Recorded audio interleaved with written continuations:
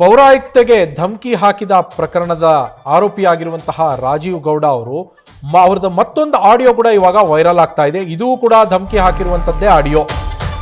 Rajiv Gowda alias ರಾಜಣ್ಣನ ಮತ್ತೊಂದು ಕರಾಳ ಮುಖ ಈಗ ಬೆಳಕಿಗೆ ಬಂದಿರುವಂತದ್ದು. ರಾಜೀವ್ ಗೌಡನ ಮೇಲಿನ ಆರೋಪದ ವರದಿ ಮಾಡಿದ್ದಕ್ಕೆ ಪತ್ರಕರ್ತರೊಬ್ಬರಿಗೆ ಧಮಕಿ ಹಾಕಿದ್ದಾರೆ. ಅವಾಚ್ಯ ಪದಗಳಿಂದ ನಿಂದಿಸಿ ಜೀವ ಬೆದರಿಕೆಯನ್ನ ಹಾಕಿದ್ದಾರೆ.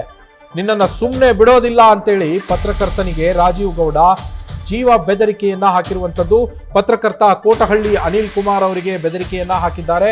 ಆ ಆಡಿಯೋ ಈಗ ವೈರಲ್ ಆಗ್ತಾ ಇದೆ. ಈ ಘಟನೆ ನಡೆದಿರೋದು 2023 ಆಗಸ್ಟ್ 16ನೇ ತಾರೀಕಿನಂದು. ಅಂದು ಯಾವ ಒಂದು ಸುದ್ದಿಯನ್ನ ಇವರು ಬಿತ್ತರ ಮಾಡಿದ್ರೋ ಅದಕ್ಕೆ ಸಂಬಂಧಪಟ್ಟಂತೆ ಪತ್ರಕರ್ತನಿಗೆ ಅನಿಲ್ ಕುಮಾರ್ ಅವರಿಗೆ ಜೀವ ಬೆದರಿಕೆಯನ್ನ ಹಾಕಿರುವ ಆಡಿಯೋ ಈಗ ವೈರಲ್ ಆಗ್ತಾ ಇದೆ. ಆ ಆಡಿಯೋ ನ್ಯೂಸ್ ಫಸ್ಟ್ಗೂ ಕೂಡ ಲಭ್ಯ ಆಗಿರುವಂಥದ್ದು. ರಾಜೀವ್ ಗೌಡ ಅವರು ಗಮನಿಸ್ತಾ ಇದ್ದೀರಾ. ಒಂದು ಕಡೆಗೆ ಪೌರಾಯುಕ್ತೆ ಅಮೃತಾ ಗೌಡ ಅವರಿದ್ದಾರೆ.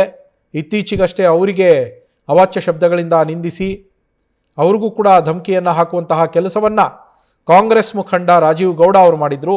ಇದೇ ರಾಜೀವ್ ಗೌಡ ಅವರು 2023ರಲ್ಲಿ ಪತ್ರಕರ್ತ ಅನಿಲ್ ಅವರಿಗೆ, ಅಲ್ಲಿಯ ಸ್ಥಳೀಯ ಪತ್ರಕರ್ತರವರು ಅನಿಲ್ ಕುಮಾರ್ ಅವ್ರಿಗೂ ಕೂಡ ಇದೇ ರೀತಿಯಲ್ಲಿ ನಿನ್ನನ್ನು ಸುಮ್ಮನೆ ಬಿಡೋದಿಲ್ಲ ಅಂತ ಅವರ ವಿರುದ್ಧ ಒಂದು ವರದಿಯನ್ನ ಇವರು ಪ್ರಸಾರ ಮಾಡಿದ್ರು ಅನ್ನೋ ಕಾರಣಕ್ಕೆ ರಾಜೀವ್ ಗೌಡ ಅವರು ಬೆದರಿಕೆ ಹಾಕಿದ್ರು. ಏನಂತೇಳಿ ಬೆದರಿಕೆ ಹಾಕಿದ್ರು ರಾಜೀವ್ ಗೌಡ, ಆ ಆಡಿಯೋದಲ್ಲಿ ಏನಿದೆ ಕೇಳಿಸ್ಕೊಂಬರೋಣ.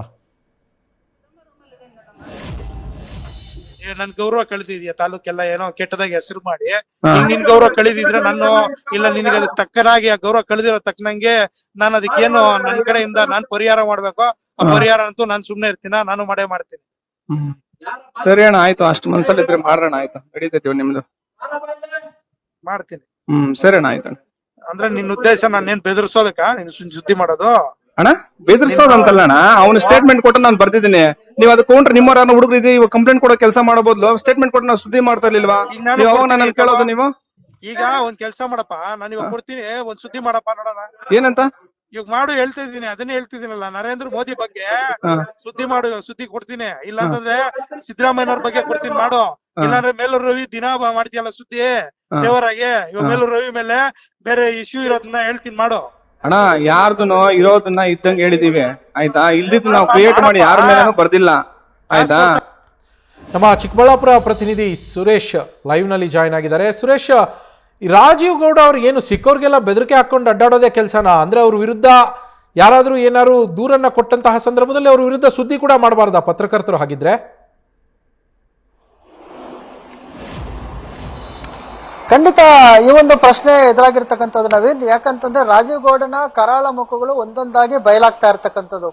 ಏನು ಶಿಡ್ಲಘಟ್ಟ ಪೌರಾಯುಕ್ತೆ ಅಮೃತ ಗೌಡಗೆ ಏನು ಫೋನ್ ಮಾಡಿ ಬೆದರಿಕೆ ಹಾಕಿರೋ ಪ್ರಕರಣದ ನಂತರ ಹಂತ ಹಂತವಾಗಿ ಒಂದೊಂದೇ ಆತನ ಮುಖವಾಡಗಳು ಕಳಿಸಿ ಬೀಳ್ತಾ ಇರ್ತಕ್ಕಂಥದ್ದು. ಏನಪ್ಪಾ ಅಂತಂದ್ರೆ, ಒಂದು ಅಮೃತ ಗೌಡಗೆ ಕರೆ ಮಾಡಿ ಬೆದರಿಕೆ ಹಾಕಿರೋದು ಒಂದೇ ಒಂದು ಆಡಿಯೋ ಈಚೆ ಬಂದ ನಂತರ ಸಾಕಷ್ಟು ವಿಚಾರಗಳು ಈಚೆ ಬರ್ತಾ ಇರ್ತಕ್ಕಂಥದ್ದು. ಏನು ಶಿಡ್ಲಘಟ್ಟ ತಾಲೂಕಿನ ಒಂದು ಪತ್ರಕರ್ತ ಅಂತ ಅನಿಲ್ ಅನ್ನೋರಿಗೆ 2023ರಲ್ಲಿ ಆತನ ವಿರುದ್ಧ ಯಾವುದೋ ಒಂದು ಪತ್ರಿಕೆಯಲ್ಲಿ ಒಂದು ಬರೆದಿರ್ತಾರೆ. ಆತ ಕೆಲವು ತಪ್ಪುಗಳನ್ನ ಎತ್ತಿ ತೋರಿಸಿರ್ತಾರೆ. ಅದನ್ನೇ ವಿಚಾರ ಇಟ್ಕೊಂಡಿರ್ತಕ್ಕಂಥ ರಾಜೀವ್ ಗೌಡ ಅನಿಲ್ಗೆ ಫೋನ್ ಮಾಡಿ ಆ ಬೆದರಿಕೆ ಹಾಕ್ಸುವಂಥದ್ದು, ಮತ್ತೆ FIR ಮಾಡಿಸ್ತೀನಿ ಅಂತ ಹೇಳೋದು, ಮತ್ತೆ ಕೆಟ್ಟ ಪದಗಳನ್ನ ಬಳಕೆ ಮಾಡಿರ್ತಕ್ಕಂಥದ್ದು. ಇದು ಈಗ ಆ ಆಡಿಯೋ ಕೂಡ ಈಗ ಬಯಲಾಗಿರ್ತಕ್ಕಂಥದ್ದು. ಇಷ್ಟೇ ಅಲ್ಲದೆ ಈ ಒಂದು ರಾಜೀವ್ ಗೌಡ ಶಿಡ್ಲಘಟ್ಟ ತಾಲೂಕಿನ ಹಲವು PDOಗಳು ಕೂಡ ಕರೆ ಮಾಡಿ ಬೆದರಿಕೆ ಹಾಕಿದ್ದಾನೆ ಅಂತ ಕೂಡ ಮಾಹಿತಿ ಲಭ್ಯ ಆಗಿರ್ತಕ್ಕಂಥದ್ದು. ಕೆಲವು PDOಗಳು ಕೂಡ ವೈಯಕ್ತಿಕವಾಗಿ ನಮಗೆ ಮಾಹಿತಿಯನ್ನು ಹಂಚಿಕೊಂಡಿರ್ತಕ್ಕಂಥದ್ದು. ಏನಪ್ಪಾ ಅಂತಂದ್ರೆ, ಏನಾದ್ರೂ ಆತನ ಹೇಳಿರ್ತಕ್ಕಂಥ ಕೆಲಸಗಳನ್ನು ಮಾಡಿಕೊಟ್ಟಿಲ್ಲ ಅಂತ ಕಾರಣಕ್ಕಾಗಿ ಅವರಿಗೆ ಧಮಕಿ ಹಾಕುವಂಥದ್ದು, ಬೆದರಿಕೆ ಹಾಕುವಂಥದ್ದು, ಈ ವಿಚಾರಗಳೆಲ್ಲ ಕೆಲವು PDOಗಳು, ಮಹಿಳಾ PDOಗಳು ಕೂಡ ನಮ್ಮ ಹತ್ರ ಮಾಹಿತಿ ಕೂಡ ಹಂಚಿಕೊಂಡಿರ್ತಕ್ಕಂಥದ್ದು. ಆದ್ರೆ ಅವು ಕೆಲವು ಆಡಿಯೋಗಳು ಲಭ್ಯ ಆಗಿಲ್ಲ. ಹಾಗಾಗಿ ಕೆಲವು ಪ್ರಕರಣಗಳು ಹಾಗೆ ಇರ್ತಕ್ಕಂಥದ್ದು. ಅಷ್ಟೇ ಅಲ್ದಿರ ಏನು ಶಿಡ್ಲಘಟ್ಟ ತಹಶೀಲ್ದಾರ್ ಕೂಡ ಬೆದರಿಕೆ ಹಾಕಿದ್ದಾರೆ ಅಂತ ಹೇಳ್ತಿದ್ರು. ಆ ವಿಚಾರ ಕೂಡ ಆಕೆ ವಿಷಯ ದೊಡ್ಡದ್ ಮಾಡೋದು ಬೇಡ ಅಂತ ಹೇಳಿ ಆಕೆ ಸುಮ್ಮನಾಗಿರ್ತಕ್ಕಂಥದ್ದು ಮತ್ತೊಂದು ವಿಚಾರ. ಇಷ್ಟೇ ಅಲ್ಲದೆ ಈತನ ಕರ್ಮಕಾಂಡಗಳು ಸಾಕಷ್ಟು ವಿಚಾರಗಳು ಹೊರಗಡೆ ಬರ್ತಾ ಇರ್ತಕ್ಕಂಥದ್ದು. ಏನಂತಂದ್ರೆ, ಬೆಂಗಳೂರು ಗ್ರಾಮಾಂತರ ಜಿಲ್ಲೆ ಹೊಸಕೋಟೆ ತಾಲೂಕಿನ ಮಂಡೂರು ಗ್ರಾಮ ಪಂಚಾಯತ್ ಸುತ್ತಮುತ್ತ 100 ಕೋಟಿ ಆಸ್ತಿಗಳನ್ನ ಲಪ್ಟಾಯಿಸುವಂತ ಒಂದು ಆರೋಪವನ್ನು ಕೂಡ ಕೇಳಿಬಂದಿರ್ತಕ್ಕಂಥದ್ದು. ಅಲ್ಲಿ ಸಾಕಷ್ಟು FIRಗಳು ಕೂಡ ದಾಖಲಾಗಿರ್ತಕ್ಕಂಥದ್ದು. ಕಳೆದ 5-6 ವರ್ಷಗಳ ನಂತರ ಆತ ನಡೆಸಿಕೊಂಡು ನಡ್ಕೊಂಡಿರ್ತಕ್ಕಂಥ ದುರ್ವರ್ತನೆಗಳು ಮತ್ತೆ ಆತ ಮಾಡಿರ್ತಕ್ಕಂಥ ವಂಚನೆಗಳು, ಮೋಸಗಳು ಎಲ್ಲವನ್ನು ಕೂಡ ಅಲ್ಲಿನ ಮಂಡೂರು ಗ್ರಾಮಸ್ಥರು ಏನು ಶಿಡ್ಲಘಟ್ಟ ನಗರಕ್ಕೆ ಬಂದು ತಮ್ಮ ಹೇಳಿಕೆಗಳನ್ನು ಹೇಳುವುದರ ಮುಖಾಂತರ ಆತನ ಕರಾಳ ಮುಖಗಳನ್ನ ಒಂದ್ ಕಡೆ ಕಳಿಸಿರ್ತಕ್ಕಂಥದ್ದು. ಏನು ಈಗ ನಮಗೆ ಈಗ ಬಂದಿರತಕ್ಕಂಥದ್ದು ಪತ್ರಕರ್ತರು ಕೂಡ ಅದನ್ನ ಬಿಟ್ಟಿಲ್ಲ ಅಂತಂದ್ರೆ 2023 ಒಂದು ಪ್ರಕಟಣೆ ಏನು ಒಂದು ಪತ್ರಿಕೆ ಒಂದು ಪ್ರಕಟಣೆ ಇಟ್ಕೊಂಡು ಆತ ಏನು ಕೋಟ್ರಳ್ಳಿ ಅನಿಲ್ ಅನ್ನೋರಿಗೆ ಫೋನ್ ಮಾಡಿ ಬೆದರಿಕೆ ಹಾಕಿರ್ತಕ್ಕಂಥದ್ದು. ಆ ಆಡಿಯೋನ ಈಗ ವೈರಲ್ ಆಗಿರೋದ್ರಿಂದ ನಮಗೆ ಆ ಮಾಹಿತಿ ಲಭ್ಯ ಆಗಿರ್ತಕ್ಕಂಥದ್ದು. ಇಷ್ಟೇ ಅಲ್ಲದೆ ಸಾಕಷ್ಟು ವಿಚಾರಗಳು ಹಂತವಾಗಿ ಒಂದೊಂದಾಗಿ ಈಚೆ ಬರ್ತಾ ಇರ್ತಕ್ಕಂಥದ್ದು ನವೀನ್.